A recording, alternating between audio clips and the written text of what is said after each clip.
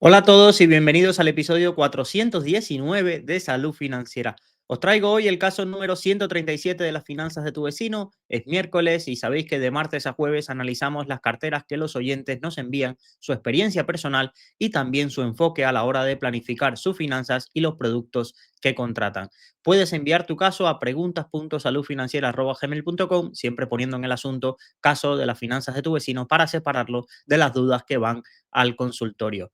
Vamos a comenzar con el caso de hoy y solo comentaros que mañana, recordar, para los que escuchan este programa en directo, mañana 4 de diciembre estaré a las 7 de la tarde en Value School impartiendo una conferencia. Me encantaría, si sois de Madrid y tenéis tiempo, sé que Madrid es complejo, es muy grande para poder llegar a la zona del centro, a Castellana 53, que es donde están las oficinas de Cobas y de Value School, pero bueno, si podéis hacer el esfuerzo, me encantaría estar ahí porque la verdad que creo que la primera vez que di una conferencia no había ni 7 personas. Esto es así de curioso. Luego online tuvo bastante éxito. Y en las siguientes 10, 15. Y no es que me gustaría ver un auditorio lleno, pero la verdad que ya que me invitan, a veces siento que me sabe mal porque con otros está lleno el auditorio y demás y hay muchísima expectación y no sé, me sabe mal que organicen una conferencia y haya 10 personas.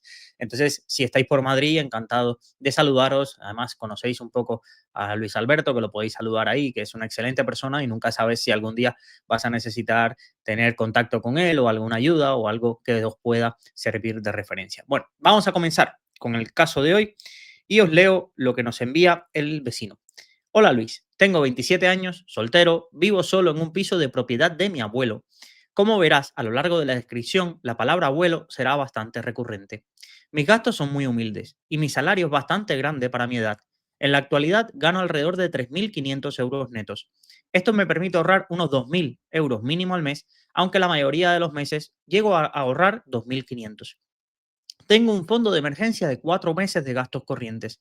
No me gusta mucho la idea de tenerlo en una cuenta remunerada o fondo monetario tradicional y lo reparto en 2 meses de gasto mensual en la mesilla de noche, como se dice, y otros 2 meses en la cuenta del banco por si entra algún recibo o algo inesperado. Prefiero la tranquilidad de saber que puedo disponer inmediatamente del dinero que el hecho de ganar un 2-3% a menos de 4.000 euros.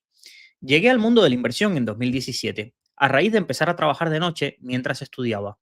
Veía que gastaba todo lo que ganaba, y eso no era un buen camino. Decidí informarme sobre inversión y por casualidad de la vida encontré el canal de Estebarans. Subía los vídeos en una pizarra y con una cámara mala, nada que ver con ahora, y recién estrenado el canal de Value School. También vi algunas cosas de trading, forex, etcétera, pero nunca me llegaron a convencer. Lo que decía Estebarans realmente sí tenía sentido y rápidamente conecté con la idea del value investing y más tarde con la escuela austríaca, aunque creo que esto es secundario. Con 19 años y tras mucho investigar, me planteé en una oficina de Renta 4 de mi ciudad para invertir mis primeros preciados 1.000 euros. Tenía varias ideas, pero por aquel entonces se rumoreaba que el Grupama Avenir Europe iba a cerrar y con la rentabilidad que estaba dando era un caramelo, envenenado. Ya sabes cómo acabó la historia y este año decidí liquidar el fondo. Actualmente tengo una cartera de 70.000, 60.000 euros invertidos y unos 10.000, 11.000 euros en una cuenta corriente que no sé muy bien qué hacer con ellos. Tengo un perfil bastante agresivo debido a mi edad y a las grandes aportaciones que puedo hacer anuales en caso de caídas. Además, mi abuelo se va a jubilar dentro de poco y está deshaciendo posiciones en inversiones tradicionales, tiene terrenos, pisos, un taller de maquinaria agrícola y su respaldo es esencial para mí, ya que me inculca muchos valores del ahorro y el esfuerzo, aunque no le gusta nada que invierta en bolsa. Como verás en el X-Ray de mi cartera, es un Cristo actualmente, aunque pueda que tenga buena rentabilidad. Me gusta Asia, small caps, Europa, materias primas. Actualmente ahí es donde veo las grandes oportunidades debido a las altas valoraciones de los otros activos. Tuve mucha suerte con el PICTET, que llevo un 50% de revalorización, y con el Japan Deep Value con un 20% en este año. Como ves, también me gusta bastante el value investing y es una filosofía que cuadra con mi forma de ser y ver el mundo. Es cierto que últimamente el estilo quality también me está convenciendo. El Vanguard Small Caps creo que se solapa mucho con Japón y con el Hanko. Mi idea era añadir recientemente un fondo de Small Caps americana o incluso uno quality o tecnológico, aunque las valoraciones sean exigentes, no se puede vivir de espaldas al mundo. Además de todo esto, mi abuelo tiene una cartera de cerca de 500.000 euros en el banco totalmente líquida de un inmueble que vendió. La idea era poder estructurar una cartera de renta fija con duraciones cortas y tranquilas o incluso algún fondo satélite mixto defensivo para poder rascar un 3-4% e ir quitándole el miedo a invertir en bolsa. Con mi dinero me gustaría tener una beta alta o estar en activos volátiles. ¿Por qué? más que nada para poder experimentar en mis propios ahorros una caída grande o unos movimientos bruscos y estar listo para el día de mañana cuando la cartera de mi abuelo, que supera 1 millón de euros, pase a mis manos. No sé si soy muy exigente o iluso, pero busco una cartera para mí que pueda estar dando un 10% de rentabilidad o incluso un pelín más. Creo que viendo el mercado actual es algo optimista, pero a largo plazo se puede conseguir. Bueno, muy interesante el caso porque tiene bastantes aristas. Yo cuando leo los casos siempre intento decir, vale, ¿por dónde puedo pillar este caso? ¿Por qué ideas puedo transmitir? Y creo que vamos a empezar por la primera idea que está ahí medio del caso, que es un poco el miedo a que cierre el Grupama Avenir Europe. Y esto mismo, lo voy a ligar, pasó con el True Value Small Caps. No sé si lo recordáis. Solo salió con 80 millones, todos los días se publicaba, ya tiene 10 millones más, ya tiene tal, y todo el mundo como loco. Además, el primer año dio rentabilidades altísimas y todo el mundo iba como si se me voy a perder algo. De los 30.000 fondos que hay en Europa, pues si no invierto en este, creo que no, me voy a quedar fuera. Y esa sensación de quedarse fuera, ese miedo, el FOMO, el fear of missing out, es decir, que intentar pensar o sentir que voy a ser uno de los que si no pongo dinero me voy a perder algo importante o rentabilidades extraordinarias, es uno de los pecados capitales a la hora de invertir. Y sabéis, si no lo sabéis, lo cuento yo, el Grupama Venture Europe era así a finales de la década pasada como uno de esos gigantes, es decir, de esos fondos que había que tener en cartera, como el Flashback Bond Opportunities en renta fija. A ver, me viene a ver si otra idea a la mente, como Smith en su momento, pero eran fondos que si no tenías en cartera, era como si no supieses de fondos. Es que no tienes idea porque no tienes este producto en cartera. Y la verdad, si uno mira, aquí Finec me ha dado acceso al comparador Plus, que bueno, lo podéis ver en los siguientes podcasts, voy a estar utilizándolo. No me paga nada por ello, pero la verdad me permite hacer comparaciones de hasta 15 productos y algunas herramientas que tienen por ahí. Entonces me parece interesante. Mirar, y para los que estéis del podcast os lo voy a comentar. Si vemos el periodo hasta finales de mayo de 2000 y principios de 2021, vemos un Grupama a venir con unas rentabilidades casi del doble o del triple que el resto de fondos europeos de calidad. No, aquí no estamos hablando de un Renta 4 Small Caps Europa o alguno de estos de GVC Gaesco, no, estamos hablando de fondos de calidad, ¿vale? Pues le sacaba el doble o el triple de rentabilidad a históricos como el MFS European Smaller Companies, más de 20 años gestionando, creo que es el gestor, Magallanes Microcaps, Equan, Alken, Valentum, casi le sacaba el doble a cada uno de esos fondos. Y es ahí, en esa máxima euforia, cuando todo el mundo a poner dinero, a poner dinero, a poner dinero en este producto. Desde entonces, desde esos máximos, han pasado ya casi 4 años, 5 años después, y el fondo está bastante por debajo. Miren, vamos a verlo aquí en los últimos 3 años para que veáis las rentabilidades. El fondo está por debajo del valor que tenía hace 3 años. Por debajo todavía del valor que tenía hace 3 años. Pero es que si nos vamos a los últimos 5 años, está un 10% por debajo del valor que tenía en 2021. Es decir, no solo no hemos tenido rentabilidades positivas, no solo hemos perdido dinero, sino que hemos perdido 5 años, porque ya estamos en diciembre de 2025, que esta métrica empieza en enero de 2021. Seguir las modas es muy peligroso. Y lo peor es que si nos fijamos, en el caso, aquí no hice la comparativa con Lombia, sabéis que el gestor de Grupama fue el que fundó Lombia, se fue a Lombia, y la gráfica de Lombia y el Grupama Vende son prácticamente exactas. Y esto es algo que a mí me llamó mucho la atención, es decir, vale, se te va tu gestor estrella, traes a otro equipo, tienes a otro equipo gestionando y mantienen exactamente o muy parecida la misma cartera los dos fondos, no vaya a ser que el gestor que se vaya tenga rentabilidades muy grandes y se nos vaya todo el dinero. Entonces, hacer como un close index a tu gestor del que se ha ido no salió aquí bien. No salió aquí bien porque Lombia, evidentemente, todos sabemos como que se la ha pegado. Y luego tenemos a un Grupama a venir, que era un histórico, que ha tenido unos resultados bastante mediocres. Entonces, ¿qué también os quiero señalar con esto? Mirar 2025. Mirar 2025 y cómo tenemos un outlier que venía desde 2017 teniendo rendimientos por debajo, como es el Alken European Smaller Companies. ¿Vale? Entonces, En este periodo, claro, si miramos, por ejemplo, en el último año, tenemos este fondo con una rentabilidad del 60%. El siguiente es Valentum con una rentabilidad del 26%, Magallanes 21%, Equan el 4%.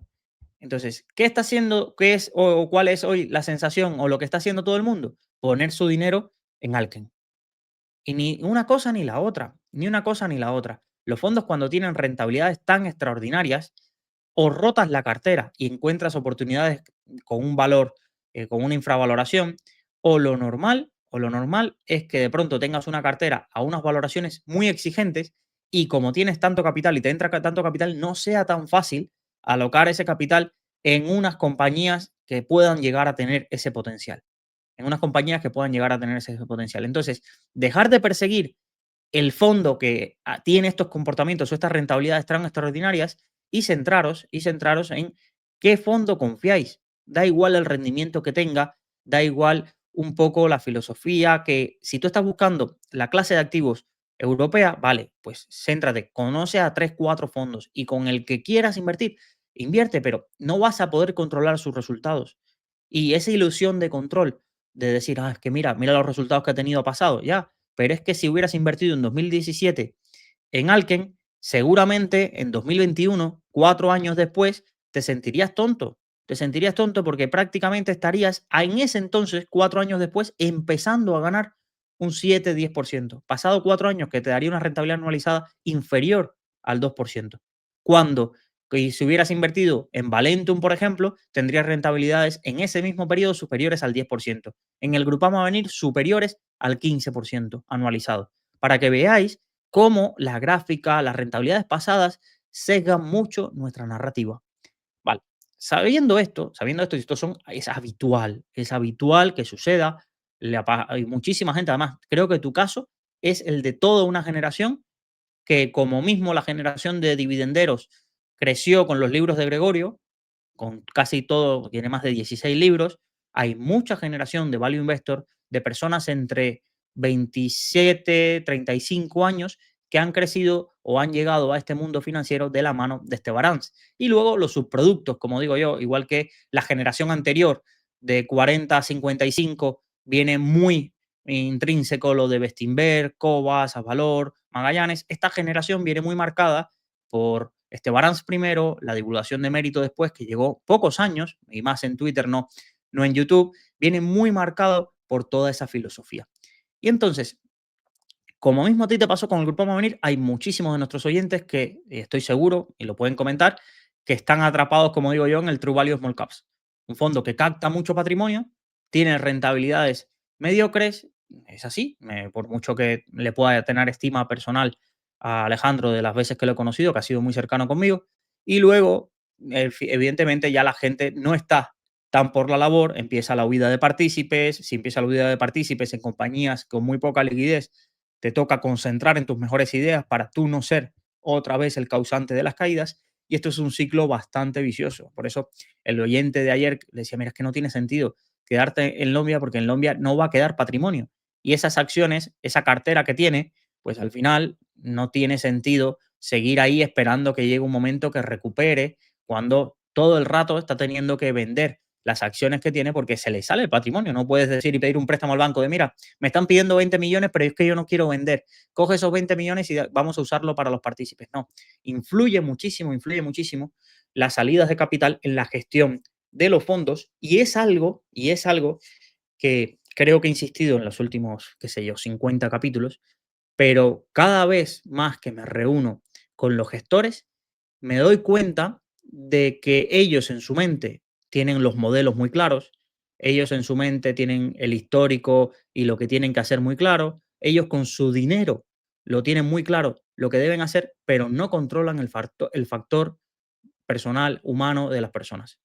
Y como no controlan que una institución de pronto cambie un selector de fondos y ya no quiera tener ese tipo de fondos y le saque varios millones de la cartera. No controlan que si dejan de estar divulgando le sale patrimonio porque la gente se aburre. Es decir, puedes tener resultados malos, pero si tú sigues divulgando, pues la gente ahí sigue confiando en ti porque estás hablando al final para tus fieles.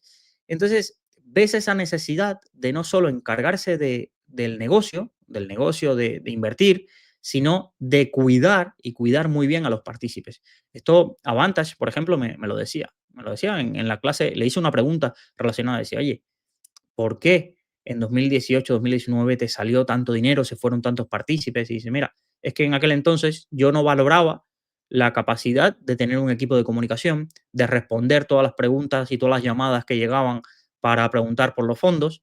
Desde que hemos puesto ese equipo, no solo hemos aumentado partícipes y hemos aumentado que la gente aporte en momentos de caídas y demás, sino que hemos dado el valor a eso. Y ha habido momentos de caídas del fondo, no tantas en los últimos 5 años, pero ha habido momentos de caídas y el comportamiento de los partícipes ha sido totalmente diferente. Totalmente diferente. Para que veáis la importancia, porque si en un fondo de estos de convicción, donde tú tienes posiciones muy líquidas o posiciones donde tú llegas a tener una parte importante del volumen negociado que hay en el día a día, si te quieres salir, evidentemente. Si la confianza de los partícipes se va, y aquí el dinero se va muy rápido, se va muy, muy rápido, y hacerme caso, silenciosamente al principio, pero luego esto es como una bola de nieve, es decir, esa avalancha que al principio es una piedra cayendo por la montaña, pero de pronto eso se va creciendo, creciendo, creciendo, pues así suele pasar con el tema de las salidas de los partícipes. Centrándonos en la otra parte del caso. Tenemos una persona, 27 años, vive en un inmueble de su abuelo, los costes de la vivienda, que es lo más impactante para cualquier joven a día de hoy, no los tiene. En esta parte es muy afortunado, pero perfectamente podría decir, mira, no tengo costes, tengo un salario de la leche para lo que es España y menos y sin más, si no tienes coste de vivienda, no tienes hijos, no tienes nada, pues voy a fundírmelo. Y ahí has tenido un excelente mentor, y yo creo que muchos de vosotros que nos escuchan y que tenéis a personas que pueden haber sido referentes, yo eso lo veo en mi entorno cercano, decir, oye, es que mis padres trabajando en una fábrica, pues han logrado acumular un patrimonio en base al ahorro, en base al ahorro. Sí, que antes todo, que quizás el salario rendía más, lo que sea, pero han tenido una capacidad de ahorrar y teniendo muchísimos más hijos, teniendo muchísimos más cosas en las que gastarse, como digo yo, el dinero, porque te podían comprarse pisos y demás. Ahora es que no tenemos dinero ni para comprarnos cosas, entonces es como si te gastas en minucias, en la típica tontería que te dicen del Netflix o en salir a cenar aquí en Valencia al Voltereta, algunos del Voltereta, esto que te gastas 40 pavos por lo bonito que es el restaurante y poco más. Entonces, creo, creo que ver en vuestros padres ese ejemplo es fundamental. En este caso, él lo tiene en su abuelo. ¿Qué pasa? Que en muchísimas de las casas, como no se habla de dinero, como no se habla de las inversiones, muchas personas descubren, o oyentes descubren lo bueno que han sido sus padres ahorrando, quizás no invirtiendo, pero lo bueno que han sido ahorrando, lo previsores que han sido el día que faltan. Y el día que de pronto te encuentras ante un notario abriendo una herencia y dices, vale, pues mi padre que no fue abogado del Estado o que no fue un empresario de lujo, pues es que ha podido ahorrar una cantidad de patrimonio muy importante.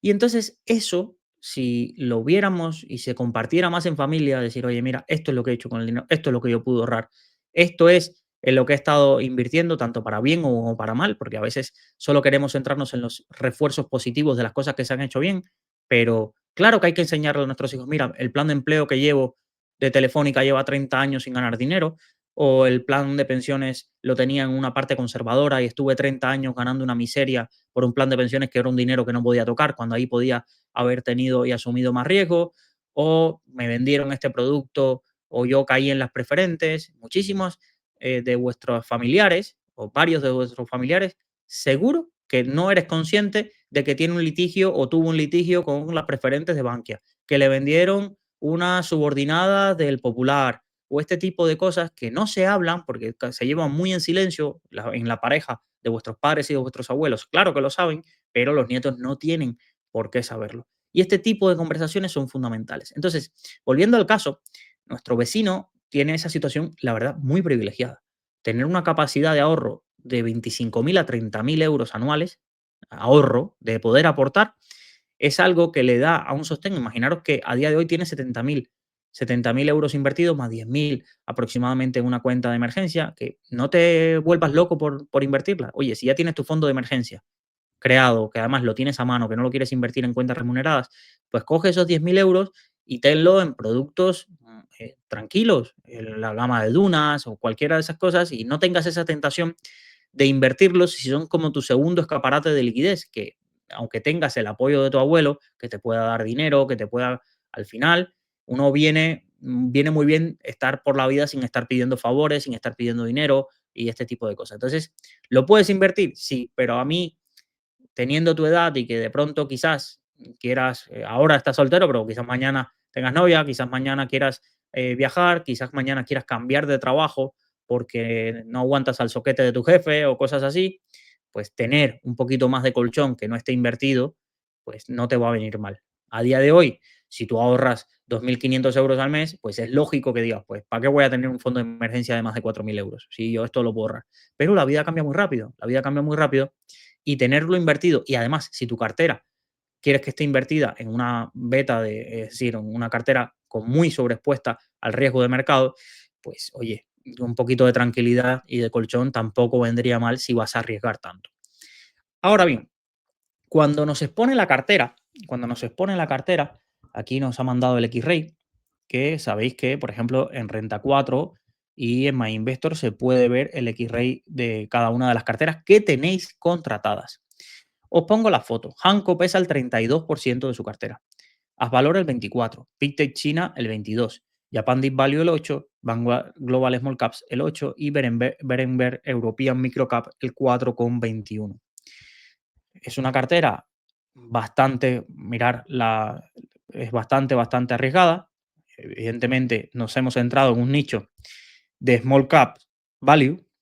Esto es Small y Mid Cap Value, es como el core de la cartera. Ahí tienes cerca del 50% de su inversión está en ese nicho de Small Cap Value. Y geográficamente está muy poco correlacionada con la distribución geográfica del índice. Imaginaros que tiene el 53% de su cartera en Asia, el 12% en Estados Unidos y el otro 22% en Europa. Una cartera prácticamente 100% acciones, con un poquito de renta fija al 5,23, algún fondo que tendrá algún bono por ahí, pero un poco más. Y bueno, en liquidez 2,90. El país que más representado es China, con un 27%.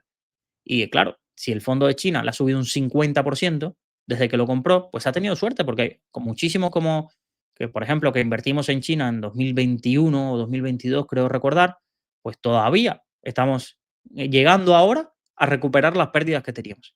Pues claro, si sube un 50, pero antes había caído un 25 o 30% los fondos de China, sobre todo los fondos de gran capitalización, de compañías de gran capitalización del país asiático, pues evidentemente la situación no queda tan bonita. Entonces, pues cuando acumulas rentabilidades muy buenas, se dice, bueno, me ha ido muy bien, pero cuando las cosas no van tan bien, decir, oye, un 27% en China quizás es excesivo por mucha confianza que tengas. Una infraponderación clara en tecnología, mirar cómo el sector tecnológico solo pesa el 7,82% de la cartera, a cambio nos vamos bastante mayor peso a todos los sectores cíclicos, principalmente en este caso consumo cíclico y materiales básicos. Esto es sobre todo por la exposición a valor y por la exposición a Hanco principalmente. Claro, si tú tienes un fondo que pesa el 30 y tantos por ciento, la exposición sectorial se te va a ir muy ligada ahí. Ahora, bien, bueno, la foto que nos queda no es una cartera excesivamente correlacionada, pero con una beta, mirar la beta, pero esta beta está falsa. ¿Por qué? Porque sale una beta de 30,55. Él quiere tener una beta alta, pero evidentemente no tanta.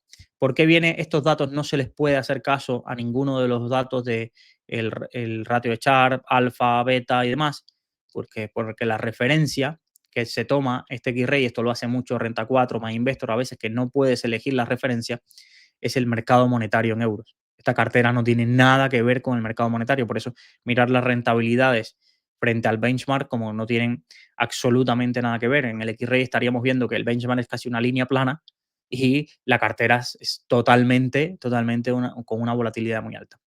Ahora bien, nos señala, y esto es claro, dice, oye, que tengas en cuenta que esta cartera está muy bien, pero solo en la crisis sanitaria habría caído un 25%. Un 25% habría sido las caídas. Claro, Luego nos vemos que a 5 años anualizado, a pesar de esas caídas, las rentabilidades habrían sido superiores al 15%, incluso en el mejor periodo del 18% y en el peor periodo del 7,46 anualizado. Pues aquí cualquiera diría dónde hay que firmar, y más con esa capacidad de ahorro que tiene el vecino, que puede seguir aportando a la cartera en momentos de caída, las rentabilidades habrían sido muy buenas. Pero esas rentabilidades o ese riesgo buscado no nos puede cegar, no nos puede cegar de que no está muy bien configurada la cartera. No está muy bien configurada a pesar de las rentabilidades por la desproporción de pesos. Entonces, cuando uno quiere enfocar, dice, vale, ¿qué quiero tener en cartera? Vale, quiero tener activos con alta beta. Es decir, quiero tener activos arriesgados porque me lo puedo permitir. Soy joven, tengo capacidad de ahorro, no tengo casi gastos, un horizonte temporal muy largo, tengo el respaldo financiero de familiares, pues me lo puedo permitir tener activos con una alta beta, que no significa que me puedo permitir hacer el loco, porque esto es, mucha gente lo traduce a, vale, me puedo permitir, voy a ser el loco. Voy a intentar, si en vez de tener el SP500, me voy a un 3X del SP500. Voy a intentar estar todo el rato adivinando qué es lo próximo que va a subir. Voy a tener un periodo medio de permanencia en la cartera de los productos de 2 3 meses. Y ahí es el método para tener rentabilidades mediocres.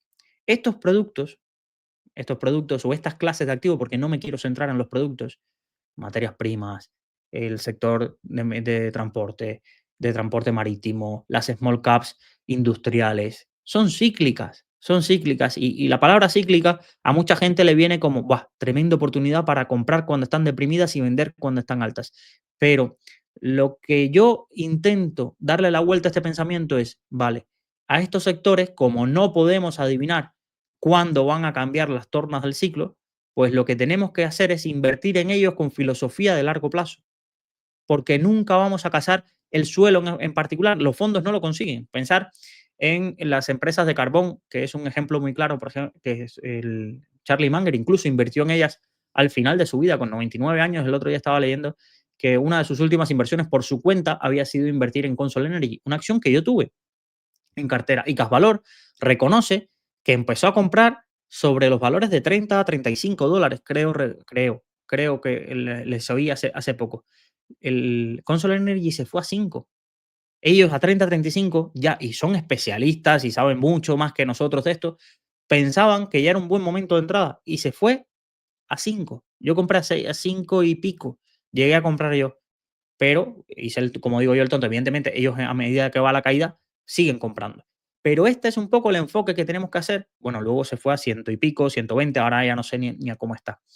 Yo, evidentemente, no lo disfruto de eso, si no, no estaría haciendo un podcast.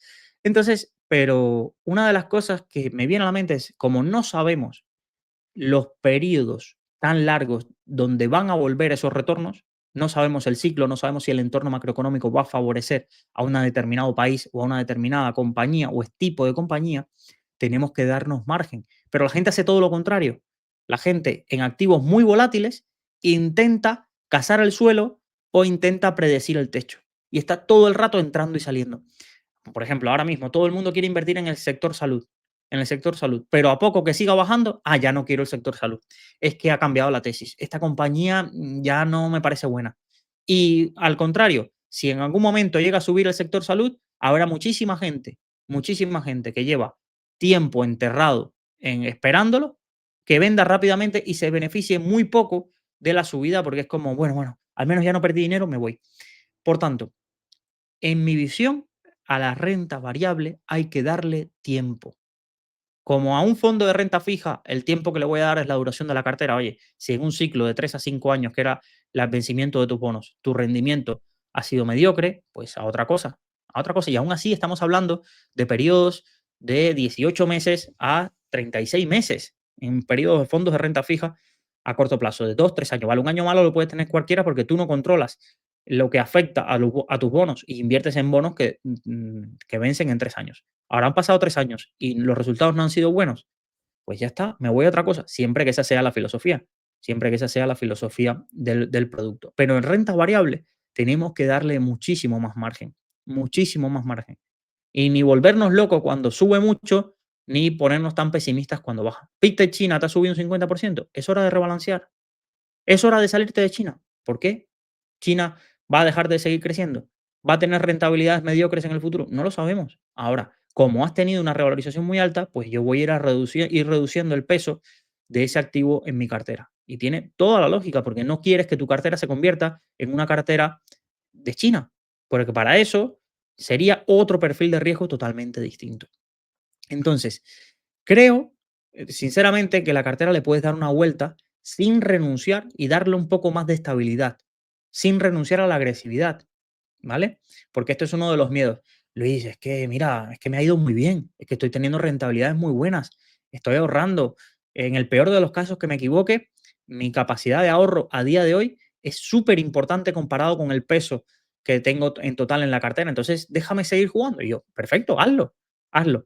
Pero en mi opinión, creo que muchas veces la falta de cambios en la cartera, pero cambios o de estructuración de la cartera, va más con la falta de conocimiento que nos hace ver que la única cartera que puede ser agresiva es esta. La única cartera que se puede construir siendo contrarian es esta. O la única cartera, la cartera más value es solo la de los productos españoles. O la cartera con mayor potencial es solo la de los gestores que son youtubers o de los gestores que van a podcast. Y eso es una estrechez de miras que afecta muchísimo, muchísimo a los inversores. Entonces, claro, si nos ponemos, y cualquiera de vosotros, si hacemos un concurso de, oye, plantearme carteras agresivas, pero carteras que estén equilibradas, carteras que estén diversificadas, carteras que tengan sentido, carteras que no tengan un alto solapamiento entre estrategias, carteras que no denoten un sesgo de cercanía, carteras que tengan productos que hayan pasado por ciclos y evidentemente hayan tenido años muy malos, pero luego hayan aflorado el valor de su gestión o de por qué le pagamos las comisiones. Ese tipo de carteras arriesgadas, ese tipo de carteras arriesgadas es muy distinta de las carteras que es como tirar los dados. Si sale un 5, pues le doy un 50% a este fondo que me gusta. Si sale un 2, pues un 20%. Si sube un 50% del fondo, pues lo dejo porque mira, he tenido suerte y ha ido muy bien. No, esas carteras son carteras sin control. Estás conduciendo un Tesla con la cabeza, con las manos en la cabeza y dejando a ver de dónde te lleva sin darle instrucciones. Simplemente tú te has subido, le has dicho que quieres ir aquí y él te lleva por la carretera que le dé la gana a él y escoge la forma de conducir que le dé la gana a él. Y entonces yo creo que ese enfoque no es el adecuado. Y por ejemplo, para que no quede en la parte teórica, he decidido hacerle una cartera arriesgada, muy subjetiva a mi filosofía, ¿vale? Que sabéis que es no más de un 10% en ningún fondo, intentar evitar el solapamiento, intentar buscar una correlación baja en periodos normales. Evidentemente sé que al invertir 100% en renta variable o muy cerca del 100% en renta variable en un entorno crítico, las cosas van a ir mal, pero no todo cae igual. No cae igual un fondo de consumo defensivo o un fondo del sector salud que un fondo de materias primas o quizás un fondo de compañías industriales que necesiten la ayuda del gobierno o de un fondo que esté muy focalizado en compañías donde es difícil que en medio de una crisis global entre dinero. ¿Vale? ¿Y cuál es un poco el enfoque que le di? Mirar, manteniendo un poco los fondos que él tenía. Pictet China, ¿vale? ¿Quieres tener China? Un 10%. Japón, ¿quieres apostar por Japón y pequeñas compañías? Pues reparte el peso entre Hanko con un 10% y Japan Deep Value. Porque además Hanko se puede mover. Hoy tiene peso en Japón, pero mañana perfectamente podría no tenerlo. Entonces dejas un peso estructural con el fondo de Japón. ¿Quieres microcaps europeas? Déjate el Berenber con un peso del 10%. Haz valor internacional, value en mid caps globales, con alguna apuesta a concentración sectorial donde ellos vean que haya mucho infravaloración. Bien, en un enfoque contrario. Vanguard Global Small Caps, es que en Small Caps Growth no tenemos nada. Dice, no, es que tenemos solapamiento con el Hanko y tenemos solapamiento con Japan Deep Value. No, eso es un error de concepto. Que haya una alta correlación no significa que haya solapamiento.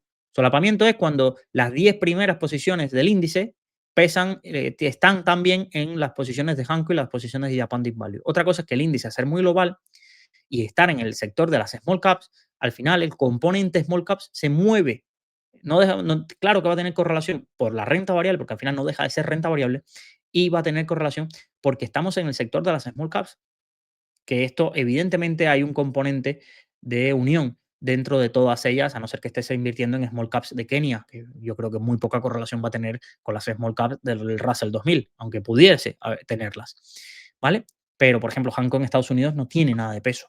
Japan Deep Value en las small caps de Estados Unidos no tiene mucho peso. De todas formas, ¿te da miedo, te da miedo tenerlo? Pues mira, tienes el fondos estos el de Hectagon, de small caps y micro caps norteamericanas, que también podría ser una opción muy, muy interesante para tener exposición a small caps norteamericanas, y ya te aíslas y dejas que el resto de small caps ya tú tienes fondos. Esto podría ser una opción, pero bueno, de todas formas te dejo el Vanguard Global Small Caps, pero que sepas que ahí podría sustituir ese peso.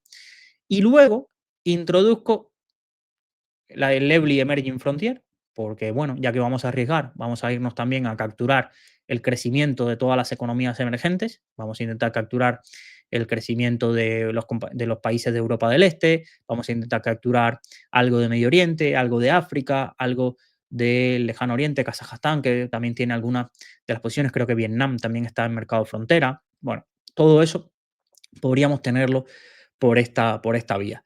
Y luego añadir algo de arriba. Oye, no tenemos por qué pensar que todo lo arriesgado tiene que ser small caps. Todo lo que tenga una relación o una que puedan darnos rentabilidades arriba. En las grandes compañías, claro que hay valor. Y si no, mirar los índices. ¿Por qué los índices han crecido tanto? Porque en las grandes compañías de gran capitalización también se generan rentabilidades. Ahora, ¿quiero tener en esas grandes compañías un peso extraordinario en tecnología, un peso extraordinario en Estados Unidos? No. O al menos yo no lo tendría. No lo tendría. ¿Por qué? Porque no es la filosofía que estoy buscando, y a las valoraciones que se está multiplicando, las valoraciones que se están pagando por ese tipo de acciones, tanto tecnológicas como americanas, tendría peso, pero con algo de sentido. Tendría peso con, oye, mira, han hecho las valoraciones, tengo fondos que buscan esa calidad y vamos a añadirlo. Y ahí he añadido dos productos, el Robeco BP Global Premium y el WarCap Global Equity. Dos fondos para mí de lo mejorcito de su categoría. ¿Y qué foto nos queda? ¿Qué foto nos queda de esa cartera? Que parece muy arriesgada. Ah, bueno, y luego añadí, esto ya es más café para muy cafeteros, algo de descorrelación. Algo de descorrelación sin renunciar a mucha rentabilidad, que es el Gamma Star Cat Bond, una de las clases que más ha gustado del curso de análisis de fondos de inversión. Evidentemente no va a tener siempre estas rentabilidades. Mirar, los últimos 3 años este fondo ha tenido, siendo renta fija, 10,54% de rentabilidad anualizada los últimos 3 años y una volatilidad del 2%. Pero sí, desde el lanzamiento ha tenido volatilidades bajas y rentabilidades bastante decentes. Y lo más importante, que tiene correlación prácticamente nula o negativa con el resto de clases de activos. Con el resto de clases de activos. Entonces, a no ser que la gran caída global, venga por una catástrofe climática o por una situación muy tensa en el mercado de repos y de colateral, este producto me va a servir como palanca de descorrelación con respecto a la cartera, sin tener que renunciar a rentabilidades muy altas. Por ejemplo, si la rentabilidad promedio de la renta variable global o del SP 500 ha sido del 8%, pues si yo tengo un producto que me está ofreciendo descorrelación y del que puedo esperar rentabilidades del 5 o 6%, no esperéis del 10, señores, no quedéis en ese escenario, 5 o 6% puedo esperar, pues me hace papel como descorrelacionador.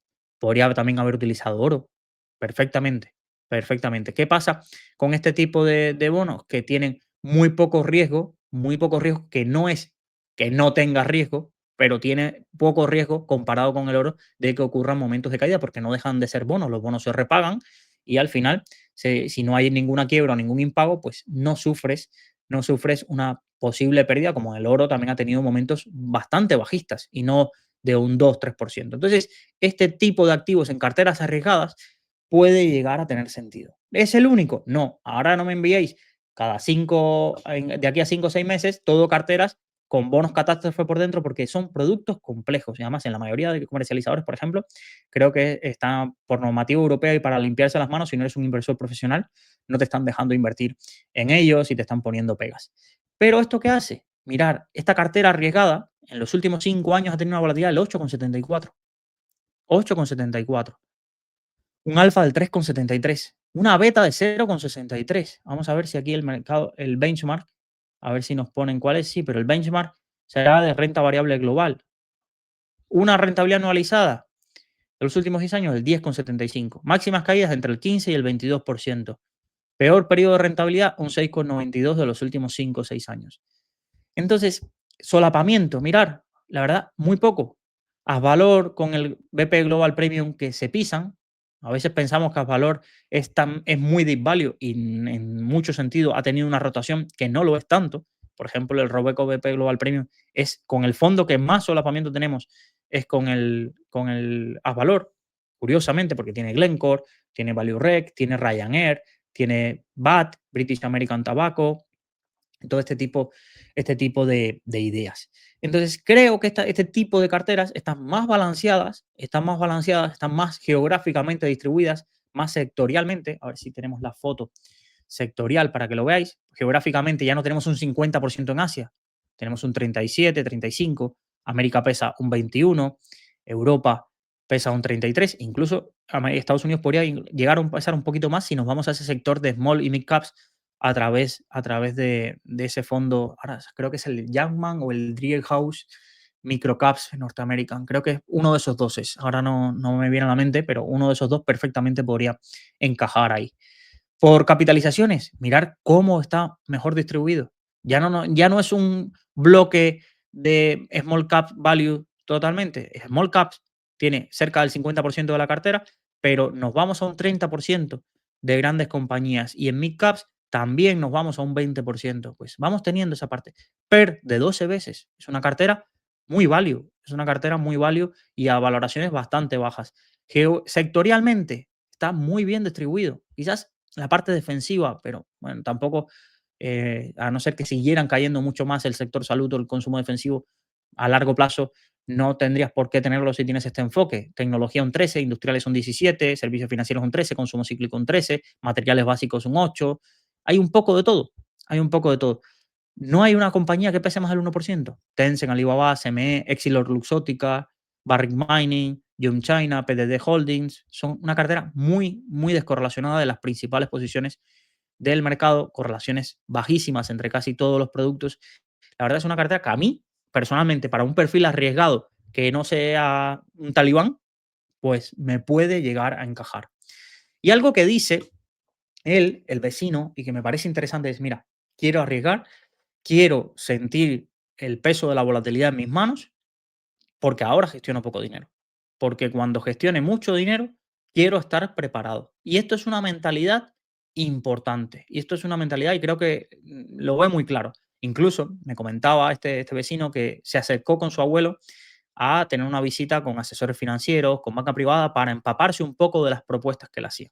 Evidentemente, si su abuelo tiene 500.000 euros parados en el banco, es carne de recibir esas llamadas, de recibir esa propuesta a cambio de un porcentaje, hacerte carteras o intentar generar algo de dinero para el banco, que evidentemente ellos ya con tus 500.000 euros generan dinero, pero podrían generar aún más.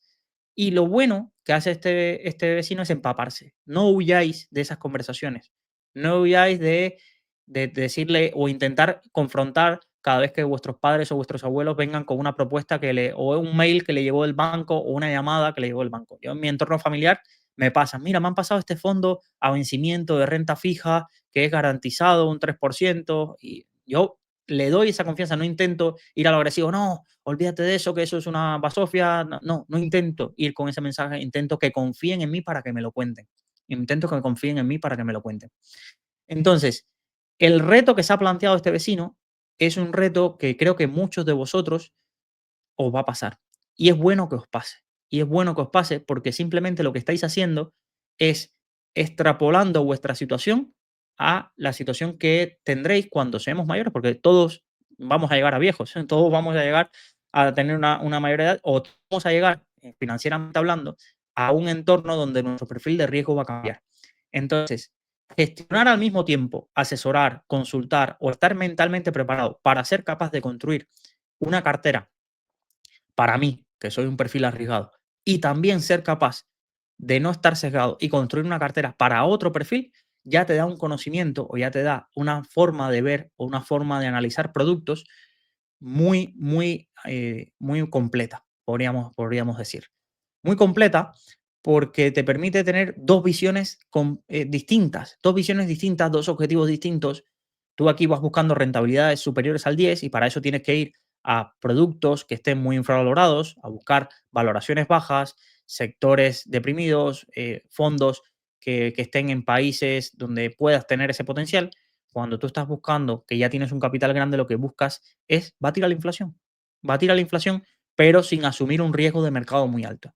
Esto es algo que no lo conté en los comentarios del post de Moclano, pero que a mí me pasa. Yo tengo mi cartera de mis ahora mismo 8.500 euros, que es lo que me ha quedado luego de emprender, y ahí soy muy arriesgado. Soy muy arriesgado. Pero luego hay una cartera 10 veces superior a ese importe, 10, aproximadamente unos 100.000 euros, que tengo que gestionar muy conservadora de un familiar, de un familiar. Además, con un horizonte temporal de 2 3 años, con un riesgo, vamos, que si pierde más de un 5 o 6%, no dormiría, no dormiría. Entonces, me toca cambiar totalmente el chip y por mucho que yo a veces diga, ay, que aquí esta persona con la capacidad que tiene podría asumir un poco de más riesgo, tiene capacidad, pero es que no tiene tolerancia. Y hay que separar la capacidad de la tolerancia. Entonces, tu abuelo ha logrado generar un patrimonio muy importante sin haber invertido en bolsa. Y lo que tú no puedes intentar hacer es decirle: "Ay, mira qué listo es tu nieto, mira la rentabilidad que te estoy sacando", porque él la rentabilidad no la va a valorar. Si tú con 1.000.000 de euros le ganas un 10% y tiene 1.100.000 euros, no te lo va a valorar. Si después ese millón de pronto se convierten en 800.000, porque él sí va a valorar y decir: "Es que 800.000, he perdido un piso, he perdido un piso, es como si me hubieran derrumbado un piso". Es como si me hubieran derrumbado un piso. Y va a querer vender porque va a decir: "Es que no quiero perder otro piso. No quiero que esos 800.000 se conviertan en 600.000". Y puede pasar, y puede pasar. Y entonces, ahí, esa pérdida que es temporal se convierte en permanente. Y ahí sí perdió el piso. Ahí sí perdió el piso y perdió esos 200.000 euros. Y 200.000 euros es una caída del 20%, que incluso en renta fija, hemos visto carteras de renta fija en 2022 llegar a caer más de un 15%. O en febrero o marzo de 2020 caer un 15-20%. Entonces, creo que ahí tienes que ir a un perfil muy conservador. Muy conservador, aunque tu abuelo dices, es que, mira, es que se va a jubilar ahora, es que le pueden quedar muchísimos años. Entonces, ¿por qué ser tan conservador si tiene la vida resuelta? Ya, pero es que Roma no se construye en un día. Empieza siendo conservador, empieza teniendo productos como los floating rate notes, de muy poco riesgo de duración, carteras de muy corto plazo, algo en monetarios, algo en productos de retorno absoluto de renta fija o carteras de renta fija de duraciones muy bajas. Empieza por ahí sin añadir complejidad, sin añadir liquidez, sin añadir nada de eso. Empieza por ahí y que él vaya viendo y que vaya entendiendo. Porque dice, no, mi abuelo no quiere saber nada de bolsa, pero seguramente tu abuelo tenga compañeros que invierten en letras del tesoro. Entonces, si tú le dices, mira, estamos invirtiendo en letras del tesoro con la gama de Dunas, con DNSA, con Grupama Alpha Fixing, con cualquiera de estos productos, él le va a sonar más eso que si le dices que estamos invirtiendo en una cartera multiactivos, que Harry Brown, que el papel de la liquidez, el oro, no sé qué, le va a sonar muy complejo. Y aunque quizás un entorno de ese estilo, con una cartera multiactivos, se comporte muchísimo mejor y le haga crecer el patrimonio sin asumir demasiado riesgo. Pero en esos primeros momentos, y esto es un consejo no solo para este vecino, sino en general, no querráis correr. Yo lo he dicho siempre, en mi entorno, lo que más ha cambiado la filosofía hacia la inversión son las cuentas remuneradas. Y parece absurdo, porque las cuentas remuneradas ya le rompe la barrera de darse cuenta de qué he estado haciendo yo todo este tiempo, que mi dinero no me daba nada. Pues ahora me da. Y en el momento que te empiezan a decir que te bajan la cuenta remunerada, la gente empieza a preguntar, oye, y con un poquito más de riesgo que podría asumir, ¿hay algo que me pague más? Y descubren los fondos monetarios. Y de los fondos monetarios empiezan a descubrir que, bueno, que hay fondos de renta fija que el riesgo está controlado. O descubren que es una escalera de letras del tesoro. O descubren que pues, pueden tener una parte de su dinero en dólares y ir teniendo una remuneración más alta, aunque luego, evidentemente, está el riesgo de divisa. van probando cositas y van probando cositas y luego dicen, "Buah, me voy a abrir un plan de pensiones ya que estoy ahorrando, me voy a abrir un plan de pensiones y ahí sí voy a tocar la renta variable". Entonces, creo que esta progresividad, aunque a los ojos de alguien sea desperdicio de tiempo, desperdicio de interés compuesto, tiene muchísimo más sentido que intentarle meterle riesgo a las carteras, porque entonces sí más nunca va a tocar la inversión. Si tú entras, le haces una cartera que temporalmente tenga caídas, lo primero que va a hacer es desconfiar de ti, ya no va a confiar en ti para más, y lo segundo que va a hacer es no volver a invertir. Y ese daño sí es permanente. Ese daño sí es permanente porque no va a invertir el resto de su vida. Entonces, cuando vemos en las redes sociales, cuando vemos todo el mundo, cuando expone su cartera, siempre la mayor crítica es ¿por qué no tienes más riesgo? ¿Y por qué no tienes este producto? ¿Y por qué no inviertes más en renta variable? Si a largo plazo todo sube, o lo que vimos en el capítulo del lunes, ¿por qué no lo inviertes todo al SP500 y como ya te comes las caídas y aportas en liquidez, pero te centras en el activo que más ha crecido históricamente? ¿O por qué no lo tienes todo en oro? Siempre vemos asunciones de riesgo por encima de lo que nos toca. Pero esas mismas personas, cuando llegue una gran caída, no van a ir a darle las explicaciones a tu familiar. No van a ir a darle las explicaciones a tu familiar, no van a sufrir lo que estás sufriendo tú, porque simplemente ellos en ese momento dirán, es buen momento de aportar. Y yo digo, y ahora voy y le digo a mi abuelo que es buen momento de aportar. Me escacha, vamos, me escacha una sartén en la cabeza. Después que él lo que ve es que su cuenta, lo que tanto le ha costado ahorrar, ahora tiene 200.000, 300.000 o 400.000 euros menos. Entonces, entender o modular los mensajes que recibís de las redes sociales, porque aunque tú sientas que te están hablando a ti, aunque tú sientas que estás acompañado, aunque tú sientas que compartes toda la filosofía, puede ser una trampa muy grande en el caso de que tu situación personal o la situación de las personas a las que ayudas con su cartera no tenga nada que ver. Muchísimas gracias a todos, gracias a este vecino por habernos compartido su caso. Un resumen sería, diversifica un poco la cartera en cuanto a pesos, ábrete un poco a añadir más capitalización, a distribuir más por sectores. En la cartera de tu abuelo, un poco por aquí lo que tenía, pero incluso esta a veces creo que me podría llegar hasta parecer más arriesgada. La idea que me ponía era, bueno, mira, cojo un DWS Floating Rate Notes un 25%, un DNCA Invest Alpha Bond un 25%, algo de renta fija corporativa, quizás no le daría un 25%, un poquito menos, pero de duraciones de 2 3 años en riesgo de divisa y un multiactivos por arriba. Estos pesos, esta es una cartera muy sencilla. Si lo quieres un poco hacer más conservadora, pues a la parte de arriba le das más peso y le das menos peso. Imagínate 70-30, es decir, 50 el Floating Rate Notes, 20 el DNCA Invest Alpha Bond o cualquier gama de Dunas o Grupama Alpha Fixed Income o el Candrian, creo que también había un producto de Candrian bastante bueno aquí. Y luego el otro 30% lo distribuyes entre un fondo de renta fija corporativa, euro sin riesgo de divisa y sin riesgo de duración o con muy poco riesgo de duración y un multiactivos muy conservador, multiactivos defensivo, como mismo estabas hablando con un otro 10-15%. Y esa foto de la cartera es una foto donde vemos aquí, os voy a enseñar, volatilidades del 1-2%, máximas caídas del 4-5%, que máximas caídas en entornos que hemos visto, ¿sabes? Y a partir de ahí, pues gestionamos cartera bastante descorrelacionada, horizontes temporales de 2 3 años, donde no deberías perder dinero a 2 3 años vista. Y eso es un poco lo que buscamos. Eso es un poco lo que buscamos para que tu abuelo pues, pueda seguir creciendo su patrimonio y pues tenga, evidentemente, imaginaros, si tiene 1 millón de euros al 3%, ya son 30.000 euros. Ya son 30.000 euros más que crece ese capital todos los años. 30.000 euros que tu abuelo no ha tenido que sacar de su bolsillo para que su capital siga creciendo. No minusvaloremos los porcentajes pequeños de revalorización cuando los capitales y el ahorro es grande. Evidentemente, lo que dice él, para 4.000 euros que tengo en mi fondo monetario, en mi fondo de emergencia, un 3-4% o un 2% que me dé una cuenta remunerada, perdón, es que son 80 euros, creo recordar, a ver si hago los cálculos de forma rápida. Pues para eso no me voy a tener en una cuenta remunerada, no voy a poner mi dinero. Entonces, lo entiendo y prefiero tenerlo por ahí o en otras cosas. Pero cuando ya son capitales más grandes que un 2-3% es dinero.